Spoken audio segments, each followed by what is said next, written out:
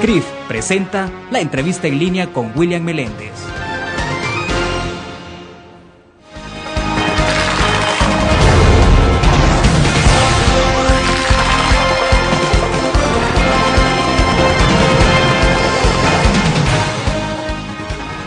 Nos acompaña en la entrevista en línea que transmitimos en tiempo real desde la sala de redacción de la Prensa Aráfica. Saludos a usted que está con nosotros en laprensaaráfica.com, también a quienes nos ven a las 9 de la noche en Canal 25 y nos escuchan en GD Radio del Grupo Dutriz. Este viernes cerramos la semana analizando la tensión que se ha generado tras el incumplimiento legislativo a los fallos de la Sala de lo Constitucional de la Corte Suprema de Justicia.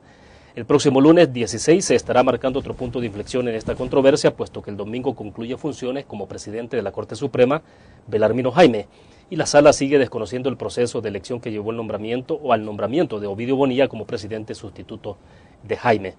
Para conversar de estos temas, agradecemos este día la presencia de Félix Ulloa, a quien debemos también felicitar porque esta semana fue declarado como abogado del año.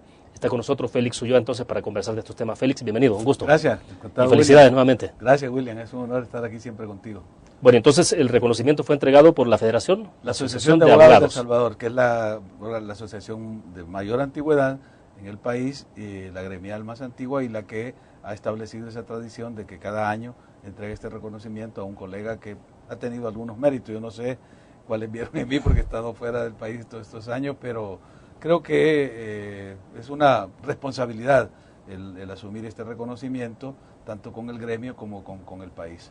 Claro, bueno, reiteramos las felicitaciones, pero entrando ya en los temas entonces de fondo que tiene sumergido en una crisis bastante prolongada este país en la parte de institucionalidad, Félix. Anoche los partidos políticos FMLN, GANA, CN y el PES han aprobado y han utilizado en esta aprobación de una declaración un concepto que es validar las elecciones de magistrados de 2009 y 2012. En principio me gustaría que nos explicara, Félix, jurídicamente, primero si existe este concepto de validar, porque hemos venido escuchando a lo largo de esta crisis algunos conceptos como ratificar o elegir nuevamente magistrados, pero validar. Sí, digamos que dentro de lo que es el argot jurídico, este es un concepto que no tiene pues ninguna connotación ni validez en el proceso de formación de ley, en el caso de la Asamblea Legislativa, que es lo que lo corresponde, o siguiendo las funciones y atribuciones que le da la Constitución, porque en el caso de los magistrados, la Constitución es clara que habla de elección.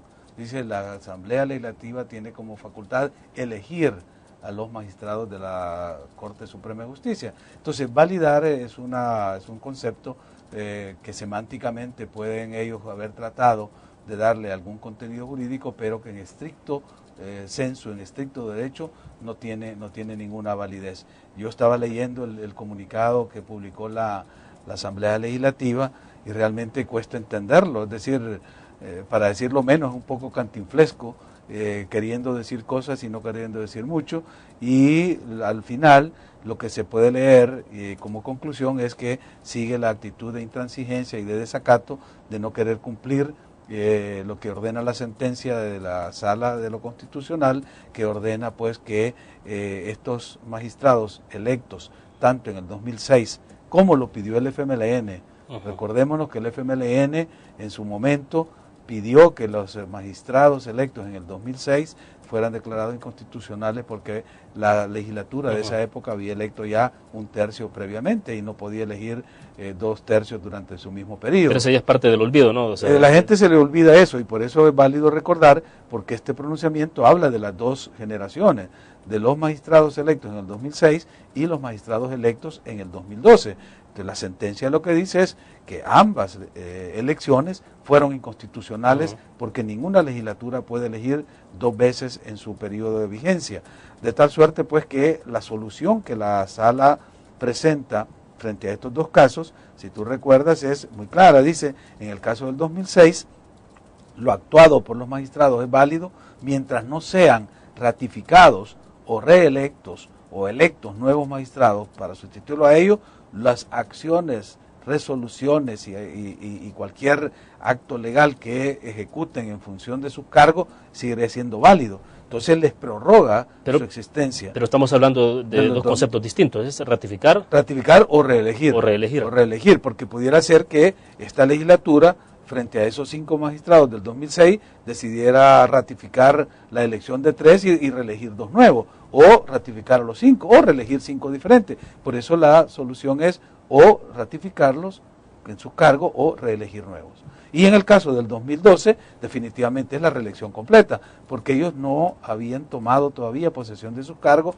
no habían efectuado ningún acto jurídico, no habían participado en ningún fallo de la Corte Suprema, por lo tanto no se les podía pedir una ratificación para los actos que ya hubieran actuado, que sería el caso del 2006. Félix, pero entonces ante lo que estamos es la continuidad del incumplimiento a las sentencias de la Sala de lo Constitucional, es decir, lo que pasó anoche no tiene ninguna trascendencia. Absolutamente ninguna, se mantiene la actitud de desacato y por supuesto frente al desacato las consecuencias del desacato. Ahora entonces, a la luz de lo que establece la sentencia de la Sala, lo que tenía que hacer es abrir todo un proceso nuevamente, ratificar en algún caso, que eso implicaría nada más sobre la base de lo que se tiene ya elegido, ratificar a los que están de 2006. Sí, pero esa es la decisión. Pero 2012 sería entonces más bien abrir un proceso normal, como se hace siempre, o sea, incluso revisar de nuevo las listas que les mandó el Consejo Nacional de la Judicatura, las listas que salieron de la elección que hace la Federación de Asociaciones de Abogados, escoger dentro de los 30 nombres que se vienen, 15 de un lado y 15 del otro, y si deciden que son, por la mayoría que exige la Constitución, que son 56 votos, elegir ya sea a los mismos 5 que se eligieron en abril, o modificar esa lista y cambiar, escoger otros 5 o escoger 3 o 4, los que sea, es decir, los que la mayoría legislativa que se requiere para estos casos llegue a un acuerdo. Cuando los 56 diputados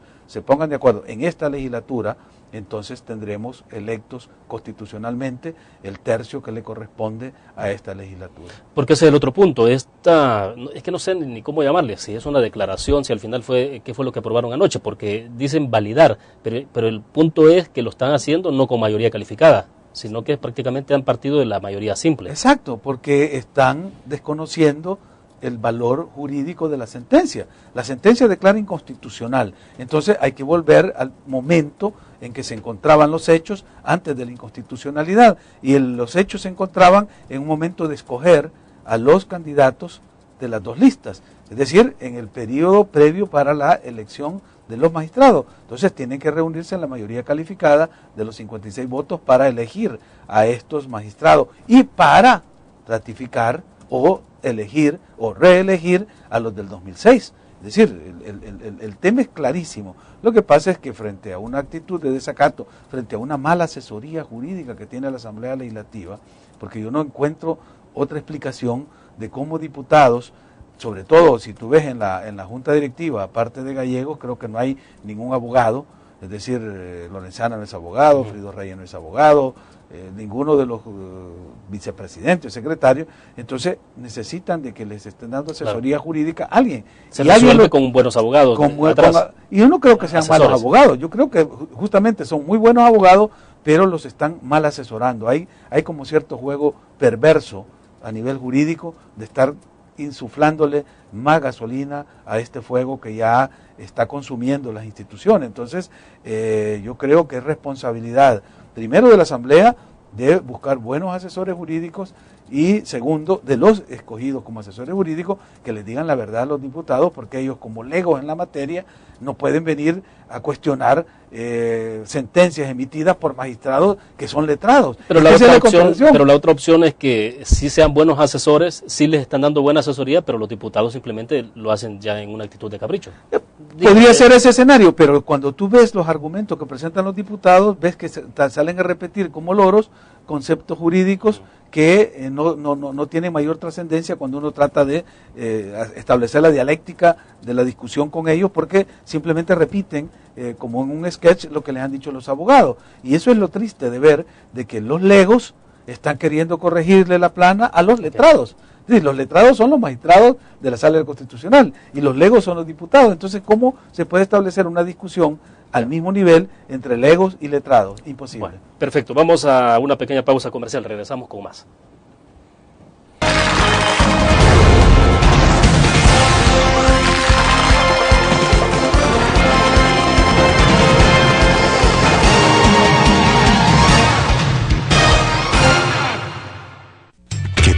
sé si este año descubres nuevos destinos, alcanzas tus metas, manejas nuevos triunfos sin más preocupaciones.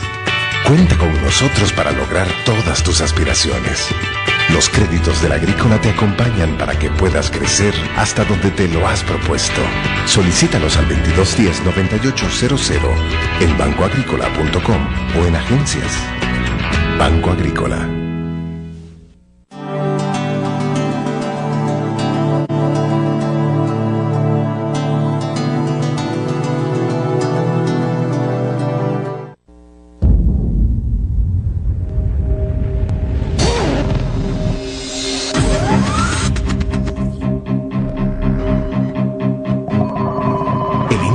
Estrategia financiera desde los negocios y la actividad económica hacia toda Centroamérica.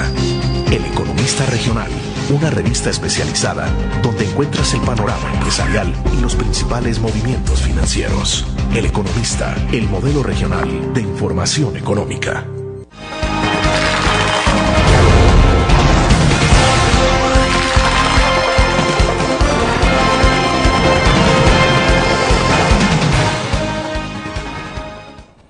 Está con nosotros en nuestros estudios Félix Ulloa, él es abogado de nuestro país y, por cierto, bueno, declarado esta semana como abogado del año por la Asociación de Abogados de El Salvador y también fue magistrado del Tribunal Supremo Electoral. Félix, ¿por dónde se le encuentra entonces la salida a esta crisis? Muchos lo resumen en un par de palabras, dicen cumplimiento de las sentencias de la sala. Sí. Pero para llegar hasta ahí, o sea, ¿cómo se va abriendo esa brecha? O sea, porque lo que hemos visto hasta ahorita entonces es que las cosas están inamovibles. Claro, no. La solución es cumplir la sentencia. Esa es la solución jurídica. Pero yo creo que hemos llegado a un estado tal en que la solución es ya metajurídica, es decir, traspasa el ámbito del derecho. ¿Por qué? Porque hay una actitud de desacato, hay una cerrazón para no acatar la sentencia. Entonces, ¿cómo resolver este conflicto? Yo lo he dicho en múltiples ocasiones, que en nuestro sistema político, después de la guerra, ya la estructuración del sistema político salvadoreño de posguerra es un sistema bipolar. No es un sistema polarizado como lo llama Dieter Nolen, sino un sistema bipolar, como lo caracteriza Sartori. En los sistemas bipolares, los polos atraen normalmente a las fuerzas políticas minoritarias. Tú ves que, por ejemplo, en la elección del 2006, Arena, que era el polo mayoritario, atrajo a los grupos pequeños.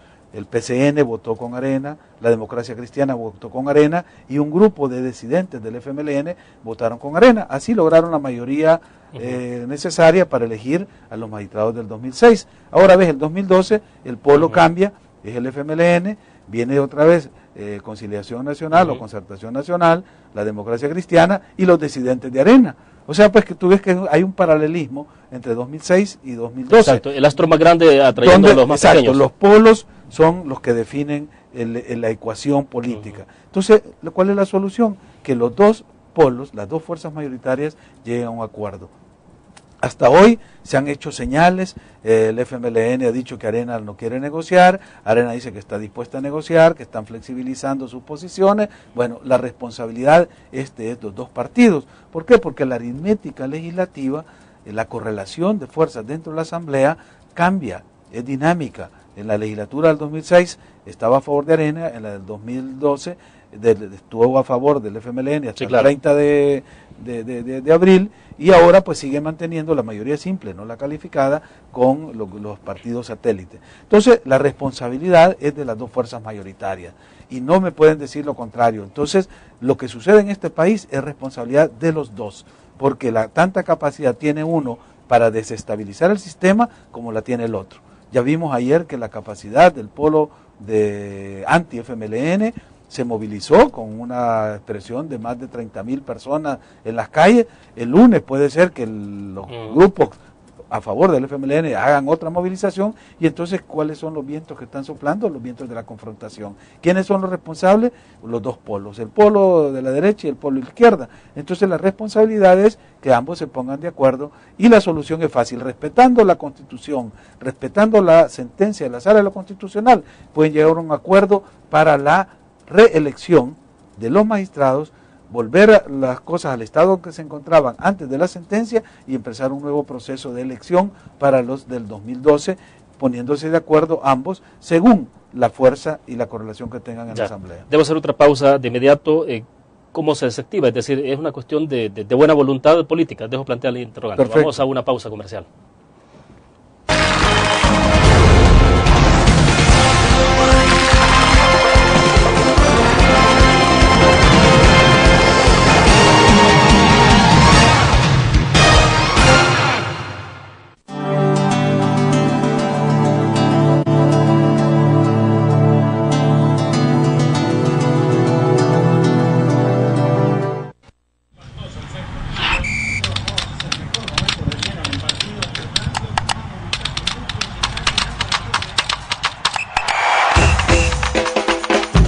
La emoción del deporte está en www.elgráfico.com. Ingresa al nuevo escenario deportivo y descubrí toda la pasión del deporte. Fotos, videos, fichas y resultados de las mejores ligas del mundo. Elgráfico.com. Conectados por deporte. Learn. La revista más innovadora y moderna de todos los tiempos. Única en su estilo, creativa. Un espacio exclusivo y reservado de entretenimiento y diversión, llevada al máximo. Learn. Time Out, Movie, lo mejor de la cartelera. Art. Shopping, la guía de la moda. Go, viajes cortos fuera de la ciudad. Blur.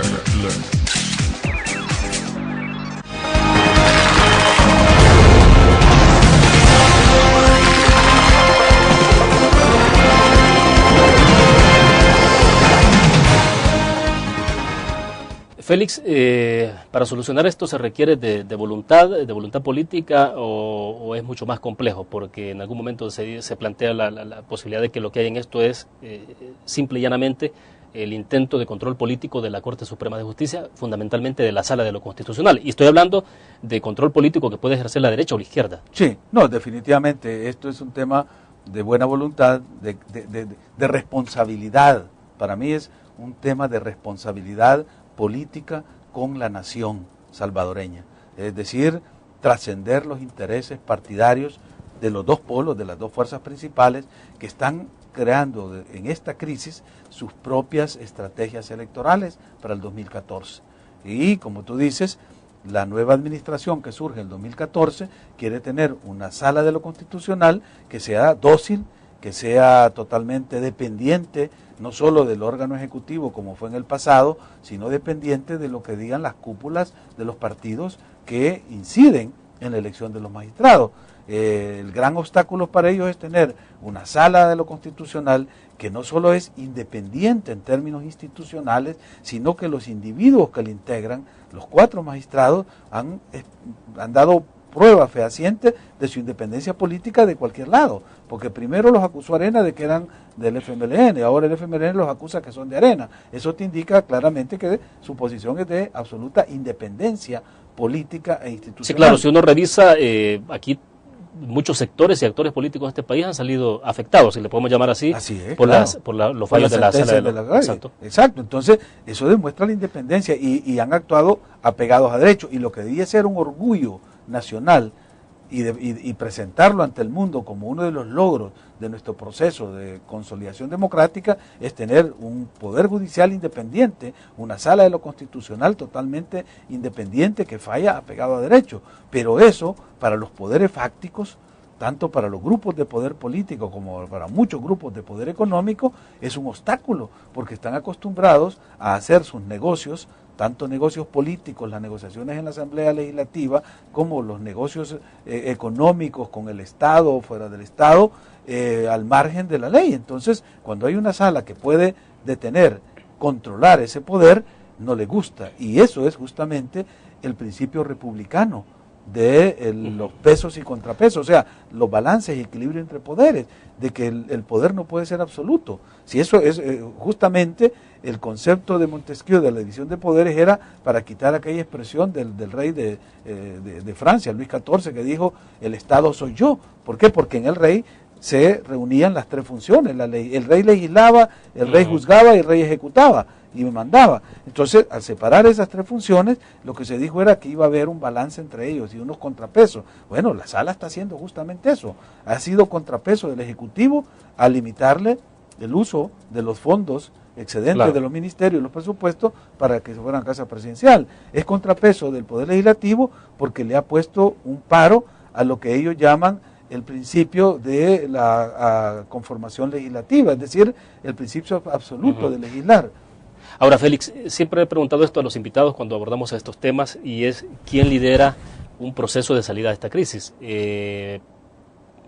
Muchos coinciden en que, por ejemplo, el presidente de la República tuvo esa buena oportunidad en un momento determinado antes de fijar posición, pero una vez que fija posición ante la crisis y se declara a favor de la Asamblea Legislativa, pero luego de eso, además, esta semana hemos conocido que el Diario Oficial se negó a publicar el último fallo emitido por la Sala de lo Constitucional. Entonces, obviamente el Diario Oficial depende del Ejecutivo, del presidente de la República. Entonces, si no es el presidente, incluso otros han descalificado a la Iglesia Católica, porque la Iglesia Católica, a través de la Conferencia Episcopal, dieron un pronunciamiento donde dijo que se cumpla la sentencia de la Sala. Entonces, ¿quién puede liderar un proceso o abrir las puertas a esto? Sí, definitivamente el presidente de la República perdió la oportunidad de erigirse en un estadista que pudiera ser el referente para la solución de una crisis nacional, de una crisis institucional. Al fijar posición a favor de la Asamblea Legislativa, perdió objetividad, credibilidad y, por supuesto, confianza en la otra parte, que es en el órgano judicial. ¿Quién puede liderar un proceso de solución de la crisis? Vuelvo a insistir, son los dos grupos de poder que existen en el país, las dos fuerzas políticas principales. Cuando se desmontó la guerra en este país, esas dos comisiones, la comisión del FMLN, FDR, y la comisión del gobierno y Fuerza Armada, se sentaron a discutir. Claro, ¿qué los obligó? Los obligó el hecho de que ninguna de las dos fuerzas, una podía vencer a la otra, que se había llegado a un punto de inflexión y que el pueblo gritaba y pedía gritos al fin de la guerra. Ahora, ¿en qué situación estamos? En otro punto de inflexión. Ni la sala puede ceder, porque sería echar para atrás el Estado de Derecho al querer cambiar la sentencia o negociar la sentencia, porque no son negociables, y la Asamblea sigue en esa actitud de desacato. Entonces, ¿qué es lo que está sucediendo? El pueblo está pidiendo a gritos una solución a esto. Entonces, la responsabilidad es de las dos fuerzas políticas, la Comisión Política del FMLN y el COENA. Esas dos son las instancias llamadas a resolver la crisis. Esto ya trascendió la institucionalidad, el presidente de la República no tiene nada que hacer, perdió la oportunidad de volverse el líder y liderar un proceso de solución, y por supuesto las dos partes involucradas, la Asamblea y la Corte, no tienen nada que hacer. Aquí son las dos fuerzas políticas, el COENA y la Comisión Política del FMLN. Ya, bueno, vamos a la pausa comercial. Cuando regresemos, Félix, parece que el domingo, al igual que el domingo hace 15 días, tendremos otro punto de inflexión que puede generar tensión en la medida en que termina el mandato de Belarmino Jaime como presidente de la Corte Suprema de Justicia, y se cree que entonces estaría asumiendo el siguiente día, el día lunes, Ovidio Bonilla. ¿Qué puede pasar ahí? Vamos a una pausa.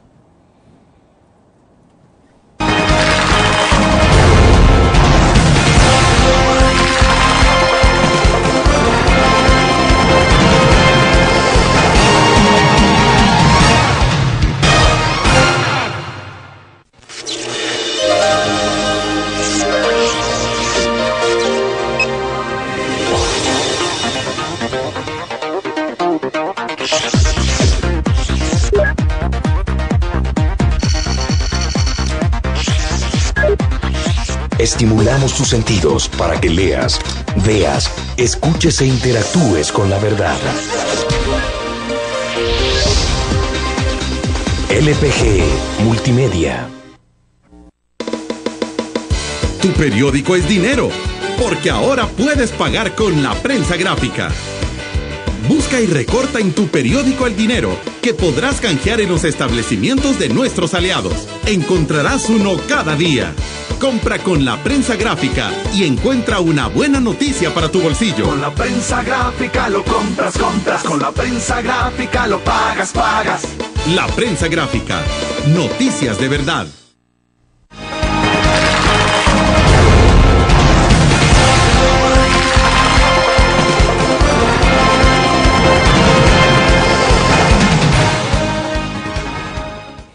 Félix, parece que el próximo domingo, entre domingo y lunes, tendremos un escenario bastante complicado, porque ahora lo que algunos dicen, bueno, es que habrá entonces 2 presidentes de Corte Suprema de Justicia, ¿a quién tendrá que someterse entonces la aplicación de la justicia en este país? ¿A quién va a responder? Bueno, hay toda una discusión, pero es un elemento de tensión que se agrega y que aumenta la tensión a esto. ¿Cuál puede ser lo que podríamos estar presenciando para el día domingo o el día lunes? Particularmente el día lunes, porque Belarmino Jaime ha dicho que va a delegar funciones de presidencia de Corte Suprema de Justicia en tanto no haya un respeto a las sentencias en las manos de Florentín Meléndez. Y por el otro lado, bueno, Ovidio Bonilla que ha dicho de que va a asumir funciones ese día. Entonces, ¿qué pasa con esto? Bueno, es un poco surrealista esto, casi sería como para una película de Fellini, de Buñuel, lo que está sucediendo o lo que va a suceder ahí en el salón de la cuarta planta de la Corte Suprema.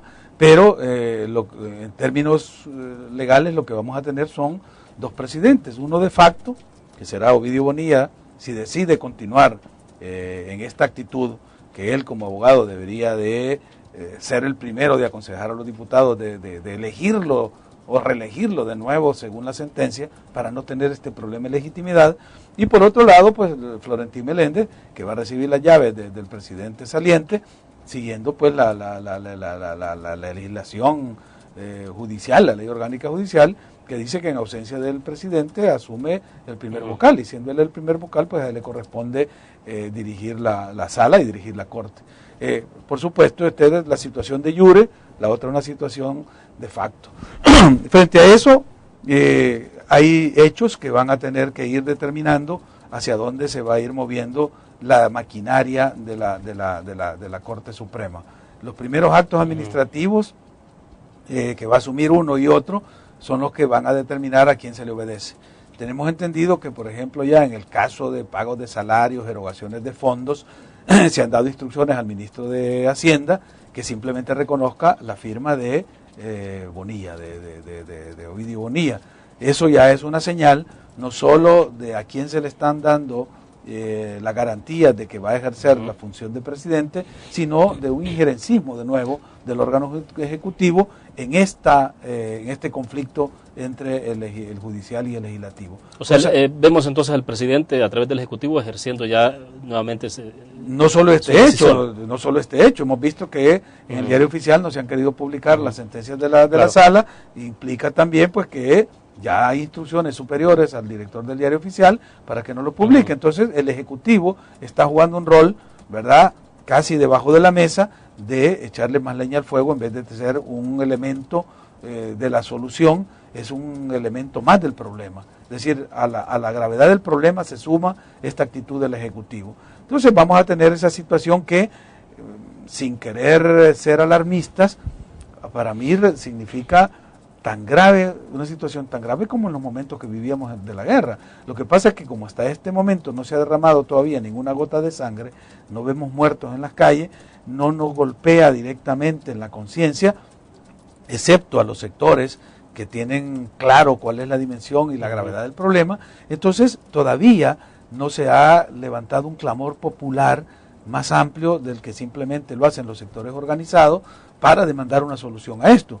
Y esperar hasta que hayan los primeros muertos para que las dos partes que tienen la responsabilidad de darle estabilidad al país y al sistema, que son el COENA y la Comisión Política del Frente, hasta entonces creo que están esperando demasiado para ponerle fin a esto.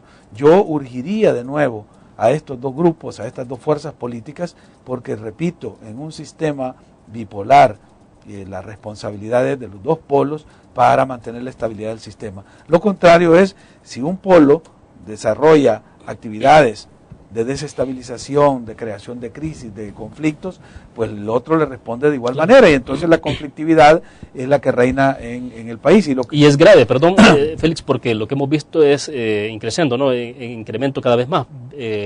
No habíamos visto manifestaciones tan pronunciadas en términos de imagen, digamos, del mensaje que se manda, como la que vimos ayer, pero también ya vimos en medio de eso los conatos de violencia, o sea, enfrentamientos, ahí hubo prácticamente de todo, pues se tiraron bolsas de agua, trompadas, gente golpeada en ese momento. Y ya se vieron llamas, ya se quemaron cosas ahí, no eran llantas todavía. Exacto, pero estos procesos siempre son así, o sea, empieza como una chispita y luego se va desarrollando hasta que se genera un incendio.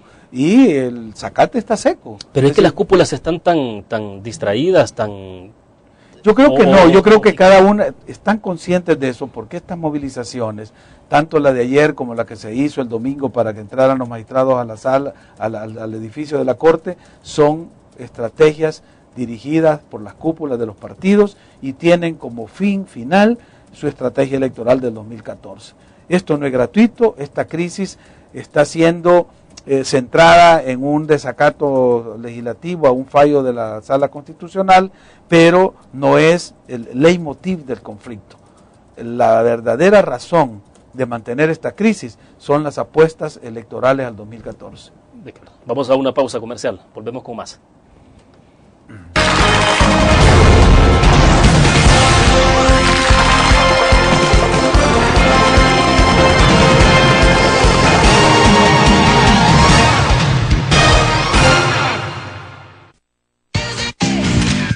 Blur, la revista más innovadora y moderna de todos los tiempos, única en su estilo, creativa, un espacio exclusivo y reservado de entretenimiento y diversión, llevada al máximo. Blur. Time Out, Movie, lo mejor de la cartelera. Art. Shopping, la guía de la moda. Go, viajes cortos fuera de la ciudad. Blur. Tu periódico es dinero, porque ahora puedes pagar con la prensa gráfica. Busca y recorta en tu periódico el dinero, que podrás canjear en los establecimientos de nuestros aliados. Encontrarás uno cada día. Compra con la prensa gráfica y encuentra una buena noticia para tu bolsillo. Con la prensa gráfica lo compras. Con la prensa gráfica lo pagas. La prensa gráfica. Noticias de verdad.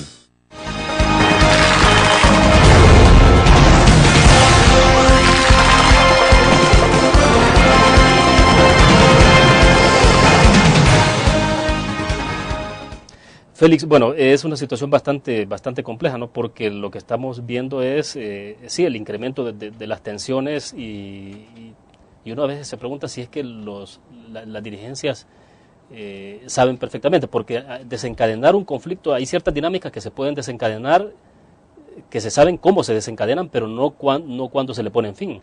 O sea, entonces, ¿será que no hay mucha conciencia de que hay una dinámica que se está abriendo en este momento que puede terminar en una situación mucho más lamentable? Decía en el segmento pasado, no se ha derramado sangre afortunadamente hasta este momento, pero a veces cuando uno ve ciertos hechos, lo que ocurrió ayer, por ejemplo, en medio de las marchas y todo, es bastante tenso. Claro, ya muchos analistas han llamado que esto es un golpe de Estado contra la sala, que estamos cayendo en un estado de facto. Bueno, estábamos acostumbrados a ver que los golpes de Estado nunca fueron incruentos, siempre hubieron muertos, generalmente eran soldados, eran los militares que sacaban los tanques y tomaban a la casa presidencial, etcétera.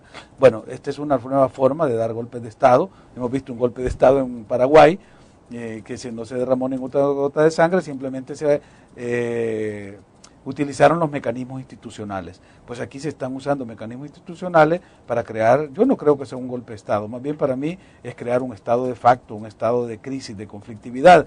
Y como tú dices, las cúpulas políticas, que son las responsables de esto, lo desencadenan, tratan de administrarlo, creen que lo pueden controlar, pero en ocasiones les pasa lo del aprendiz de brujo, que ya no pueden controlar los efectos que han creado y se les va de las manos el problema.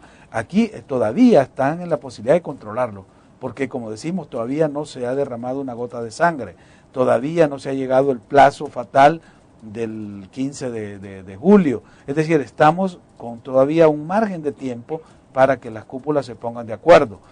Yo insisto de que es un momento en el que ya las estrategias electorales, las apuestas al desgaste de uno y de otro ya se jugaron, ya se ensayaron, Es momento de hacer una pausa, resolver este conflicto y esperemos el otro año, para que va a ser año preelectoral, para que se vuelvan otra vez a la carga con las estrategias electorales y las expectativas electorales para las elecciones del 2014.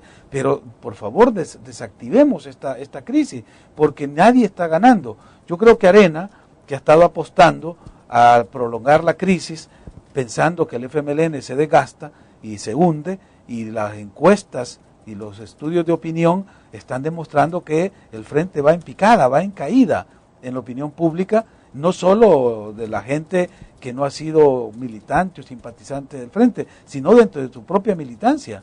Ya hay grupos que están totalmente insatisfechos con esta actitud beligerante de la Comisión Política y sobre todo de la fracción legislativa del FMLN. Entonces, Arena juega a que el frente se desgaste. El frente está jugando posiblemente a golpear a la derecha, a golpear a Arena, a que la sala la va a desarticular porque no le conviene y no sabe el costo político que está pagando. Ahora, alguien gana de esta crisis, alguien está sacando provecho, alguien usufructúa la crisis institucional. Y ahí es donde yo digo, las apuestas electorales tienen que en este momento detenerse, parar esa ruleta electoral, resolver la crisis y posponerla para el 2014. Si no, van a seguir agudizándose las contradicciones, agudizándose el conflicto, las apuestas van a subir, las paradas, y vamos a tener después que lamentar cuando empiecen a ver los primeros muertos en la calle. Félix, pero esto ya está teniendo resonancia a nivel internacional. Hemos visto declaraciones de la embajadora Mari Carmen Aponte, cuando mencionó incluso una declaración que la fue a dar esta semana en el marco de una actividad que había en Casa Presidencial. Es decir, no creo que lo haya buscado de manera deliberada de hacerlo en Casa Presidencial, pero ocurrió ahí. Fue una declaración donde dijo que se respetara, que se buscara una salida en el marco de lo que establece la Constitución salvadoreña, lo dijo Mari Carmen Aponte. Luego escuchamos declaraciones de Roberta Jacobson, la secretaria para Asuntos del Hemisferio, exactamente, pronunciando de la preocupación por la gravedad de los acontecimientos en El Salvador, declaraciones de la embajadora británica que estuvo con nosotros en este espacio también, y bueno, Stefano Gatto de la Unión Europea también expresando opinión. No, ya está el senador Lugar, que es el encargado también del Comité Internacional del Senado, ya tiene el expediente, ya lo pidió para revisar los fondos de Fomilenio. Es decir, como tú dices, ya la comunidad internacional empezó a ponerle atención al conflicto, está preocupada, es un momento delicado para el país. Si tú ves todos los reportes económicos que se han dado, indican que hemos crecido ni siquiera al 2%, estamos en el 1% de crecimiento. El reporte de la captación de la inversión extranjera nos indica que somos el país que menos inversión extranjera ha captado en Centroamérica. Muchas fábricas y proyectos empresariales se están trasladando a Nicaragua, que da más seguridad y que está captando la mayor inversión extranjera. Y entonces, frente a esa situación, el Ejecutivo está jugando con fuego al ponerle más leña al conflicto, en vez de haber buscado una solución, en vez de haber liderado cuando pudo el presidente haber asumido esa estatura de estadista y resolver la crisis o ayudar a la solución de la crisis, se puso de un lado más como un hombre político partidista que como un presidente estadista, y ese es el costo que estamos pagando. Entonces, la responsabilidad del Ejecutivo en esta situación, si nos llegaran a afectar los fondos del milenio, si el pilar democrático, político, de los tres pilares que constituye el asocio que se hizo con la Unión Europea en Tegucigalpa, también es un riesgo. Entonces estamos viendo pues que se está jugando mucho, es decir, la apuesta es muy grande, las consecuencias pueden ser muy graves para el país si esta conflictividad continúa. Entonces, pienso yo que los dos partidos mayoritarios deberían también poner en contexto esta situación y tratar de desmontar esta crisis para buscar una solución inmediata. Ya, y entonces podemos hablar, volviendo un poco sobre lo que comentábamos al principio, Félix, que puede ser un mecanismo ratificar magistrados de 2006 y abrir nuevamente el proceso de elección de 2012. Eso sería lo procedente, y es lo que la sentencia manda. Y la sentencia lo dice con claridad.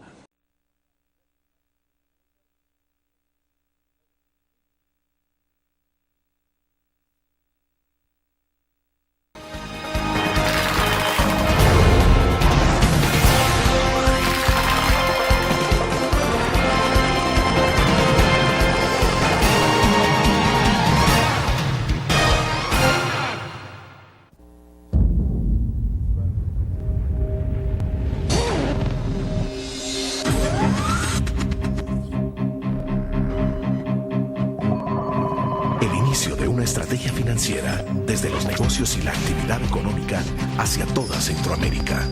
El Economista Regional, una revista especializada donde encuentras el panorama empresarial y los principales movimientos financieros. El Economista, el modelo regional de información económica.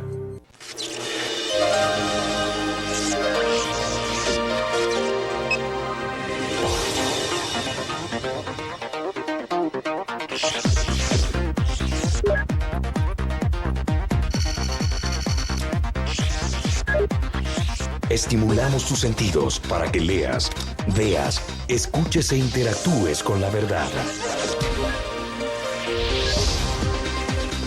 LPG Multimedia.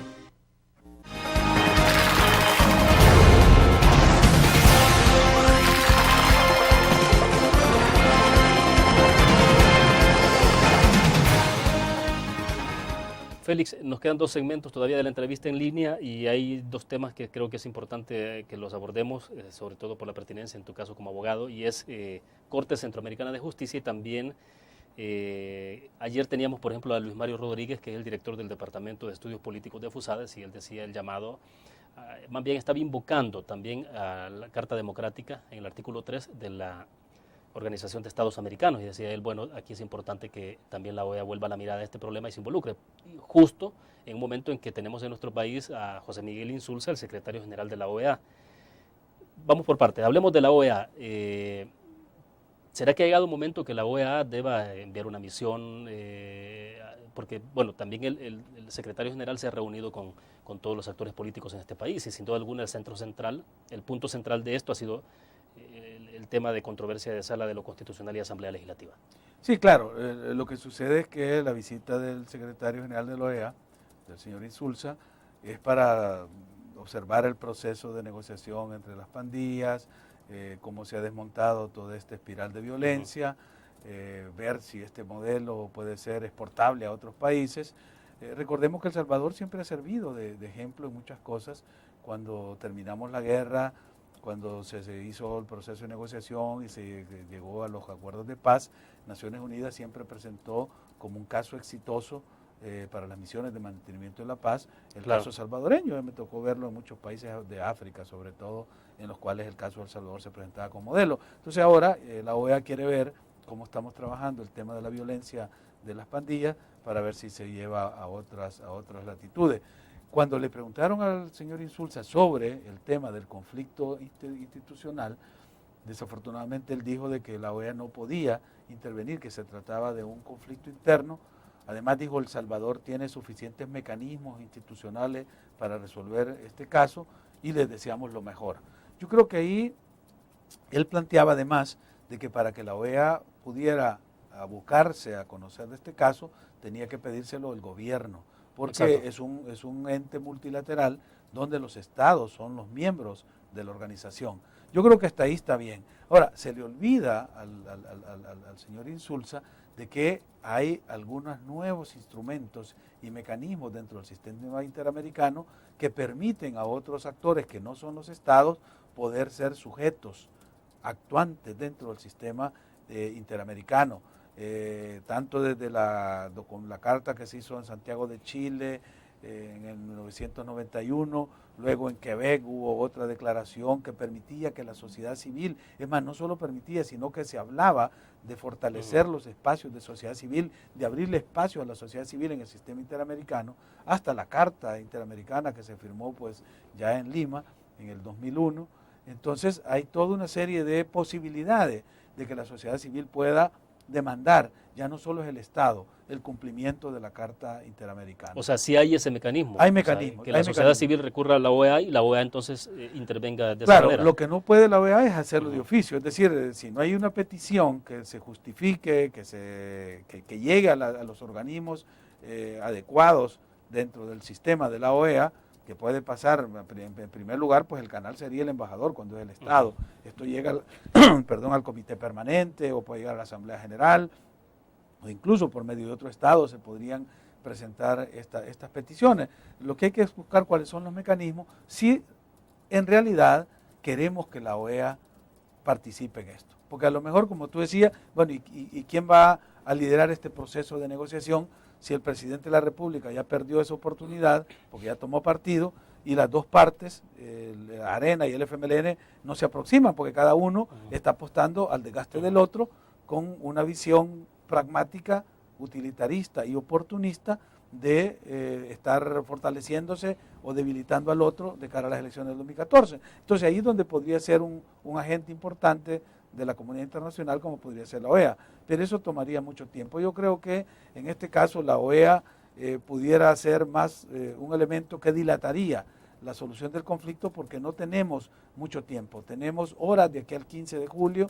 tenemos muy poco tiempo para que este problema no se nos vaya de las manos. Entonces, más bien, creo yo, es una solución salvadoreña que tenemos que buscar. Y eso no es que estemos desestimando el papel de la OEA.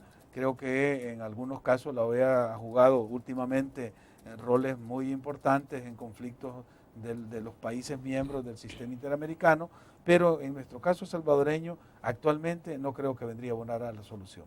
Bueno, y tenemos el otro tema, que es la pertinencia o no de la Corte Centroamericana de Justicia para dirimir este conflicto. Bueno, sobre eso yo ya he externado también mi opinión, no solo aquí, sino en Nicaragua, diciendo que la Corte Centroamericana es un magno tribunal al que le debemos todo el respeto, que merece estar como instancia de administración de la justicia comunitaria, del derecho comunitario, y para garantizar los intereses de la comunidad centroamericana, sobre todo los derechos de los individuos y por supuesto los Estados miembros y las instancias del sistema. Y por eso en su estatuto establece cuáles son las competencias de la Corte. El artículo 22 es claro en establecer cuáles son las competencias. En el caso salvadoreño creo que se ha excedido, porque conoció de un supuesto conflicto de poderes que sí está habilitado, pero dio medidas cautelares sobre sentencias, fallos de la Sala Constitucional. Ahí falló la Corte Centroamericana porque entró a revisar fallos de una corte, de un organismo judicial, de un Estado miembro, y eso no le compete. Y por otro lado, se le presentó una demanda contra la Asamblea Legislativa por desacato, por no cumplimiento de un fallo judicial, y eso sí estaba obligada a conocer, porque el artículo F, del artículo 22, literal F, del estatuto dice que puede conocer en caso de desconocimiento o incumplimiento de fallos judiciales. Entonces, admite una demanda y da medidas cautelares que no le competen, y por otro lado desestima una demanda que sí le compete, y en ese caso creo que se puede aplicar lo que dice el artículo 14 del Estatuto de la Corte, de que ordena que los magistrados deben actuar imparcialmente, y puede calificarse de que ha habido parcialidad en este caso. Ya, debemos hacer otra pausa comercial. Cuando regresemos y nos explicas, Félix, qué puede ocurrir, porque lo que tenemos acá a la espera es la posibilidad de que haya ya una resolución, una sentencia de la Corte Centroamericana de Justicia, pero ¿qué va a pasar con esto? Si lo que puede hacer es, como dijiste en algún momento, echarle más leña al fuego, o sea, ¿qué estamos? Vamos a una pausa.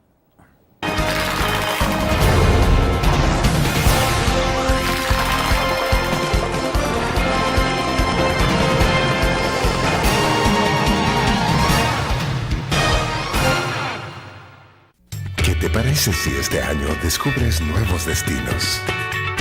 Alcanzas tus metas. Manejas nuevos triunfos sin más preocupaciones. Cuenta con nosotros para lograr todas tus aspiraciones. Los créditos de la Agrícola te acompañan para que puedas crecer hasta donde te lo has propuesto. Solicítalos al 2210-9800 en bancoagricola.com o en agencias. Banco Agrícola.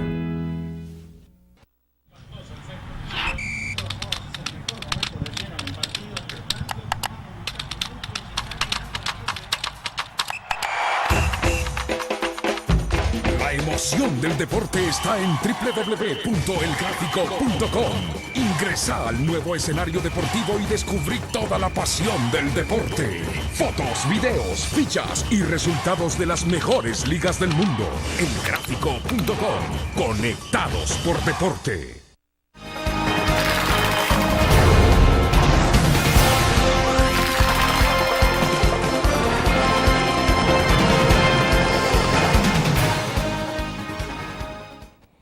Félix, ¿será que lo que estamos presenciando, por ejemplo, de anoche en la Corte, en la Asamblea Legislativa, perdón, con esta declaratoria que hacen ahí sobre sobre la ratificación o elección de magistrados 2006 y 2012 es un poco de dilatar el tiempo esperando que se pueda conocer el fallo de la Corte Centroamericana de Justicia, es decir, porque la impresión es que todo el mundo está jugando a los tiempos, a los calendarios, en un momento determinado calendario electoral, como decías, y en otro también al calendario de lo inmediato.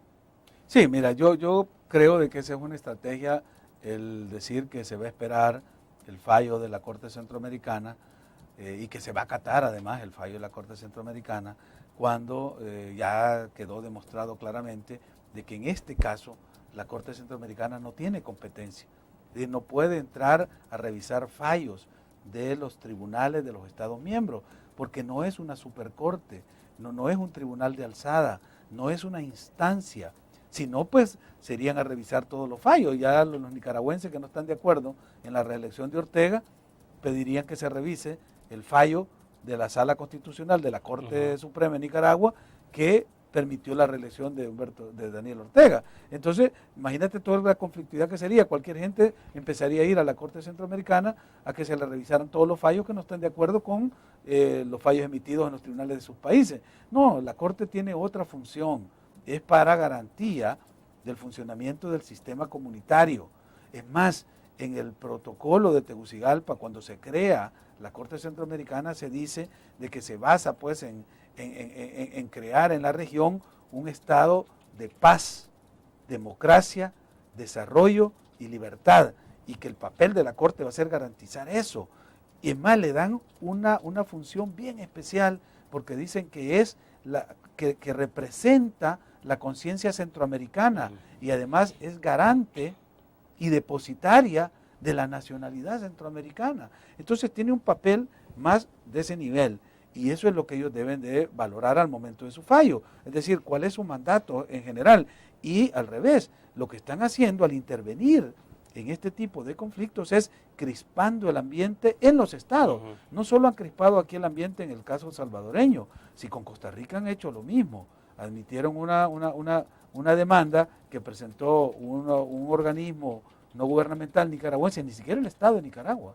Y con eso fallaron en contra de Costa Rica. Entonces, están jugando con fuego. Yo creo que el papel de la Corte Centroamericana es abonar con sus fallos y sus sentencias a crear este clima de paz, desarrollo, democracia y libertad que dice el protocolo de Tegucigalpa, que es el que la crea. ¿Y no será que la Corte Centroamericana también se está autodinamitando? Digo esto porque, no sé, los demás países miembros de la Corte Centroamericana no estarán pensando que lo mismo puede ocurrir en esos países, y en otros escenarios distintos. Es decir, y eso no es lo está que Guatemala todavía, ¿no? Guatemala sí ratificó y tiene pendiente de nombrar los magistrados, todavía no los ha nombrado. Solo hay magistrados de 3 países, El Salvador, Nicaragua y Honduras. Costa Rica, por supuesto, no lo ha ratificado. Y hoy menos quizás lo haría en medio de esto. No, ya dije, es más, dijo la presidenta que mientras Nicaragua tenga la presidencia pro tempore del sistema, no va a asistir a las cumbres presidenciales del SICA. Entonces, el ambiente que se crea es un ambiente de crispación por los fallos de 6 jueces, ¿verdad? Que su función, su misión, su mandato es administrar la justicia centroamericana, teniendo como horizonte la armonía de los intereses nacionales de los estados, los derechos fundamentales de los ciudadanos centroamericanos y por supuesto la consolidación de un sistema comunitario. Y, como repito, el individuo que tiene derecho de acción ante la Corte por el jus standi, o sea, el derecho del individuo a presentarse ante una instancia internacional, que fue la carta de presentación no solo de esta Corte, sino de la Corte de Cartago, la Corte original que se creó en 1907 y que conoció 10 fallos, ahora se viola con el caso salvadoreño porque no se admite la demanda de los abogados de la CRE, que llegaron a Managua a presentar una demanda contra la Asamblea Legislativa, y por otro lado admiten la de la Asamblea, dan medidas cautelares para atacar sentencias de la Sala de lo Constitucional. Perfecto. Félix, como el tiempo se nos está agotando, a manera de conclusión entonces, ¿cuál es el mensaje final que... El mensaje final es, hay que resolver esta crisis con un acuerdo político entre los 2 partidos mayoritarios que tienen la responsabilidad de mantener la estabilidad del sistema, el fortalecimiento de las instituciones que surgieron de los acuerdos de paz y buscar una fórmula en la que no se vuelva a repetir este tipo de conflicto. Y eso es una revisión global a la Constitución. Si fuese posible organizar una nueva asamblea constituyente para que nos pudiéramos dotar de una nueva Constitución en la que pudiéramos abordar todo este tipo de problemas que hoy se nos han originado por formas de interpretación antojadizas, por desacatos de organismos, porque no se ha entendido el rol de la majestad de la norma constitucional. ¿No basta con hacer reformas a la Constitución? No. Seguir haciéndole reformas es seguir poniéndole parches, y eso es lo que me da miedo, porque ya dijeron que iban a hacer una reforma al artículo para que quede claro de que una legislatura solo puede elegir una vez y no dos veces. Eso es volver a seguirle poniendo parches. Hicimos la Constitución en el 83, en los peores años de la guerra. Le hicimos un ajuste estructural en el 91 con los acuerdos de paz. Pues ya pasaron más de 25 años desde que esta Constitución fue promulgada.